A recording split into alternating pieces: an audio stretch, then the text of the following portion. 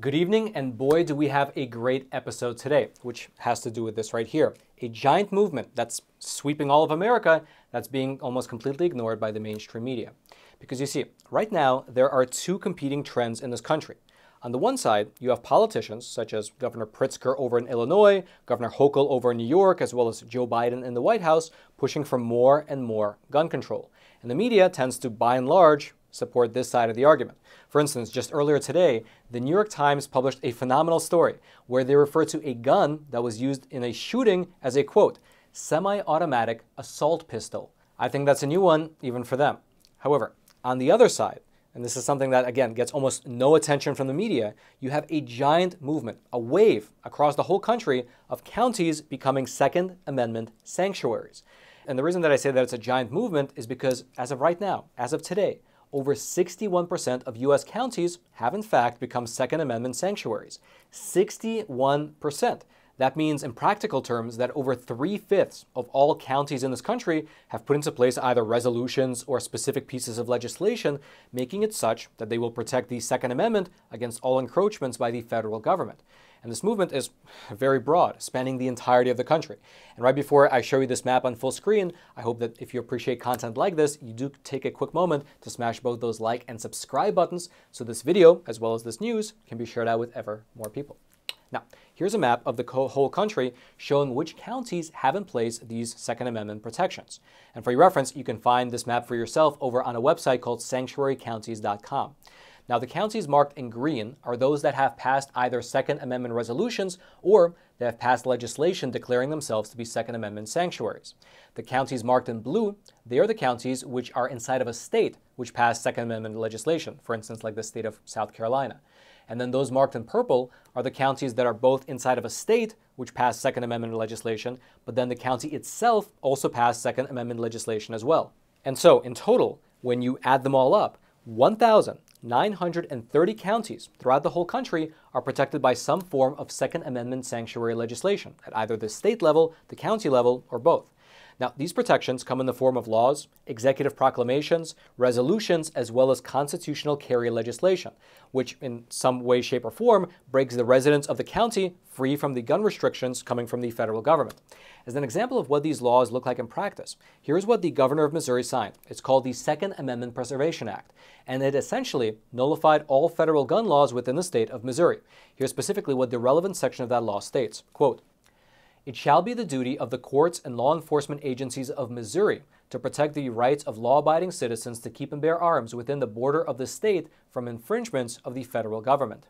Likewise, the governor of Nebraska signed a proclamation designating his state, meaning the state of Nebraska, as a Second Amendment sanctuary. And right after he signed it, here's what he said, quote, "Nebraska has always been a state that has supported our Second Amendment rights.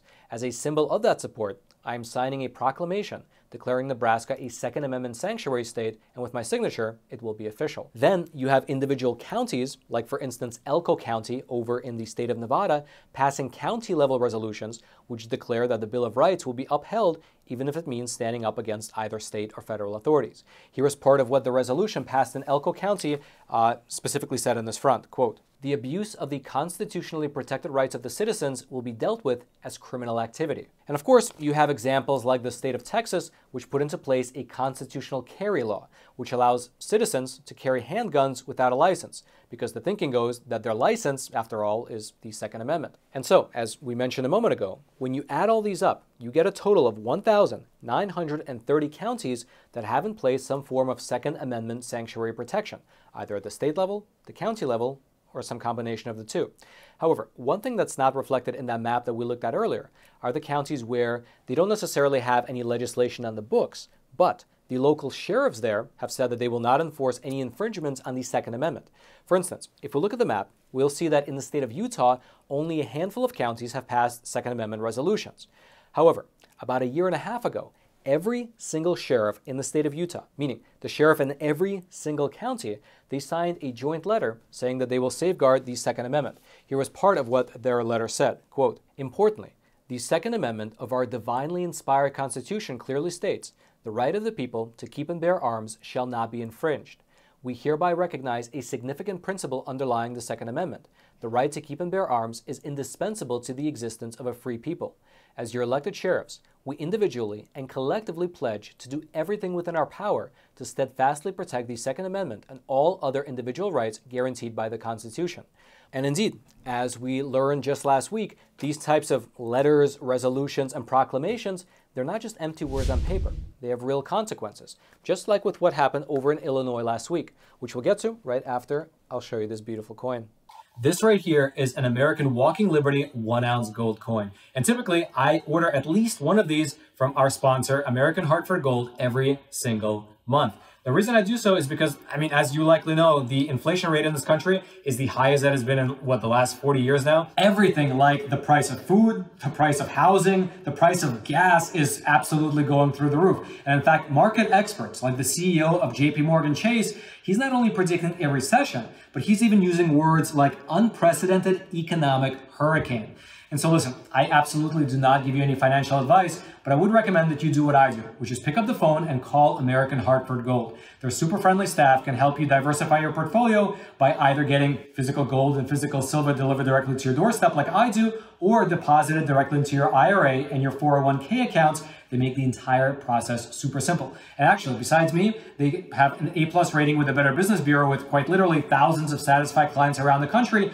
And best of all, to our viewers, to the viewers of Facts Matter, they are currently throwing in $2,500 worth of free silver on your first qualifying order. So giving them a call is an absolute no-brainer. So pick up the phone and call 866-242-2352. That's 866-242-2352. Or text Roman to 65532. Their link will also be down in the description box below. And now let's head on back to the studio.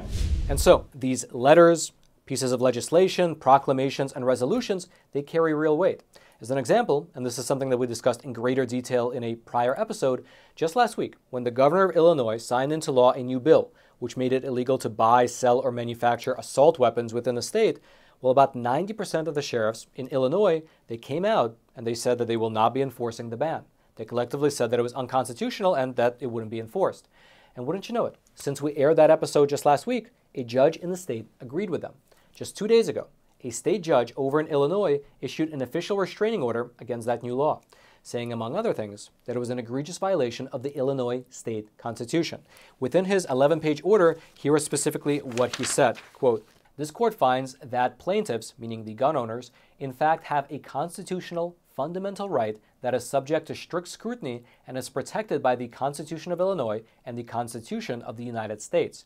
Plaintiffs are being immediately and irreparably harmed each day in which their fundamental right to bear arms is being denied, and that this harm is continuing in nature." The judge then went on to say that the way in which politicians pushed this law through the legislature, basically the way they rammed it through right before their term in office was up, was actually in violation of the Illinois state constitution. Here's how he continued, quote, "The court finds that the defendants, meaning the governor and the politicians, unequivocally and egregiously violated the 3-reading rule of the Illinois Constitution in order to circumvent the constitutional requirements and avoid public disclosure. This court finds that due to the blatant disregard for constitutional law, the plaintiffs, again meaning the gun owners, are likely to succeed on the merits of this claim." Now, for your reference, the 3-reading rule that was mentioned in the judge's order comes from the Illinois state constitution. And it essentially means that a bill that's trying to get passed must be read by the state legislature on 3 separate days, and that if there are any revisions to be made, those revisions should be confined to one subject at a time. Basically, it's a rule to make the legislative process a bit more transparent, which, according to the judge in his order here, well, that was something that the governor and the lawmakers who were pushing his agenda, well, it's what they chose to ignore.